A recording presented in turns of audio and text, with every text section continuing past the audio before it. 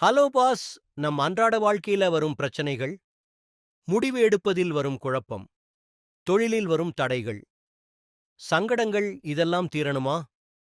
அப்ப வாங்க, சங்கடஹர சதுர்த்தி என்றால் என்னன்னு பார்ப்போம். அன்பார்ந்த பக்தர்களே, வணக்கம். விநாயகர் கோயிலில் நடைபெறும் புனித சங்கடஹர சதுர்த்தி பூஜைக்கான இதயங்கலந்த அழைப்புடன் இந்த வீடியோவை உங்கள் முன்னிலையில் கொண்டு வருகின்றோம். சங்கடஹர சதுர்த்தி என்பது ஒவ்வொரு மாதமும் சந்திரனின் வளர்பிறை காலத்தில் வரும் சதுர்த்தி திதியில் ராத்திரி சந்திரோதய நேரத்தில் கடைப்பிடிக்கப்படும் ஒரு புனித நாள். இந்த நாளில் விநாயகர் வழிபாடு செய்தால் சங்கடங்கள் விலகும், சுபிக்கங்கள் பெருகும் என்றும் நம்பப்படுகிறது. வாங்க நண்பர்களே, ஒரு அனுபவ கதையை கேட்கலாம். நம்ம செல்வராஜ் ஒரு சிறந்த சிவபக்தர். நல்ல மனிதர். தான தர்மம் நிறைய பண்ணுவாரு. என்ன சொல்லறது? நல்லவங்களுக்கு தான் சோதனை வரும். அப்படி ஒரு சங்கடம் அவருக்கும் வந்தது. தொழிலில் திடீர் நஷ்டம்.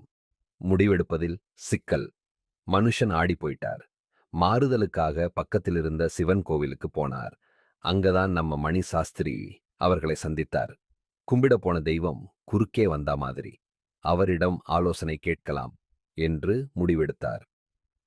அண்ணா வணக்கம் சொல்லிவிட்டு தனது சங்கடத்தை அவரிடம் சொன்னார்.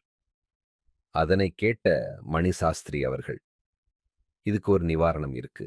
நம்ம ஸ்ரீ சக்தி விநாயகர் கோவிலில் நடக்கிற சங்கடஹர சதுர்த்தி பூஜையில் கலந்து கொண்டு மனம் உருகி வேண்டிக்கோங்க, எல்லாம் நல்லதாக முடியும்.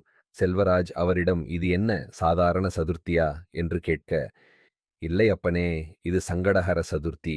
விநாயகர் தன்னுடைய பக்தர்களின் சங்கடங்களை சந்தோஷமாக மாற்றித் தருகிற பூஜை. தும்பிக்கையே நம்பிக்கை. நம்பிக்கைதான் வாழ்க்கை.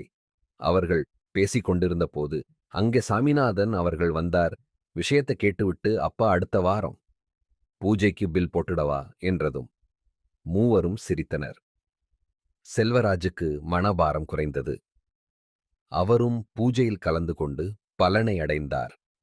சங்கடஹர சதுர்த்தி பூஜைக்கான வழிமுறைகள். உபவாசம் இருக்க வேண்டும். அகல் விளக்கு ஏற்றிட வேண்டும். இந்த வெளிச்சம் நம் வாழ்வில் பிரிதபலிக்கும். மோதகம், வெல்லம், அவுள் பொரி, துளசி, அருகம்புல் கொண்டு நைவேத்தியம் செய்திடல் வேண்டும்.